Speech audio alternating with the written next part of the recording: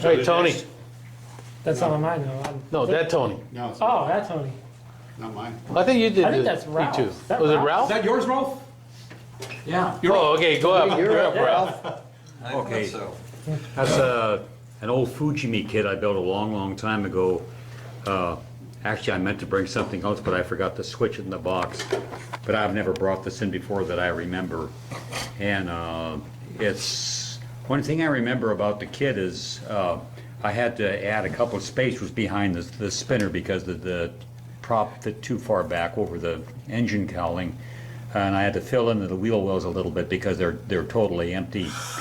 And other than that, it's straight out of the box. It seemed, as I remember, it's a pretty nice kit. And the antenna wire, I just used that. Pantyhose? No, not pantyhose. It's that invisible thread that they use on pants cuffs and stuff like that. That's before I discovered pantyhose. And the weathering on it really isn't weathering. I just did a lousy paint job on it. I was using old packed paint that I had left over, and it didn't spread very well. You know, I brush paint all my models. That's, you know, fine. Other than that, it's all out of the box, and Ralph? that's it. It's still a beautiful job, Ralph. So it's not real weathering from the fact that this model's over 50 years old? No. Yeah, it's the most realistic weather, right? It's real weathering. No, when I painted it, it just didn't go on very well, and, you know, wasn't much I could do about it, so. Looks I great. just left it like Yeah, that. it still looks great. Ralph, I'm a little bit unfamiliar. Is that a tracker? No, what is it No, called? that's E-Hawkeye. That's a Hawkeye. Okay, because it looks a lot like a tracker, but the fuselage looks longer, and so. Tracker I was a has little 2 bit tails. lost. Hawker has 4 tails. Right. Same manufacturer. Yeah, Yeah. Grumman. It's just Yeah. chubby. There's a turboprop, the tractor's piston. Yeah, Yeah. there's a guy who would know. I built a tracker, I've not built the Hawkeye, so.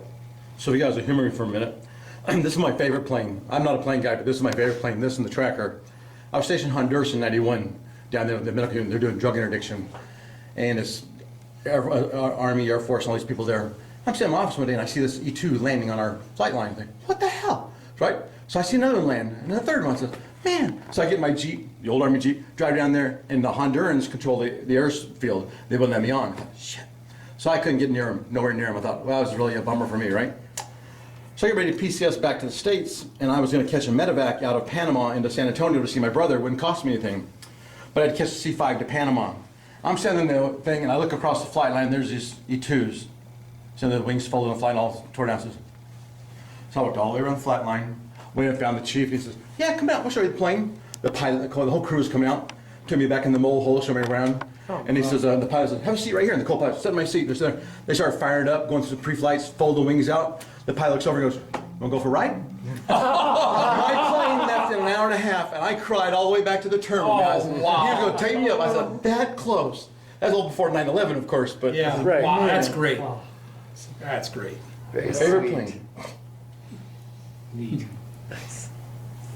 All right, the M1. All right. Well,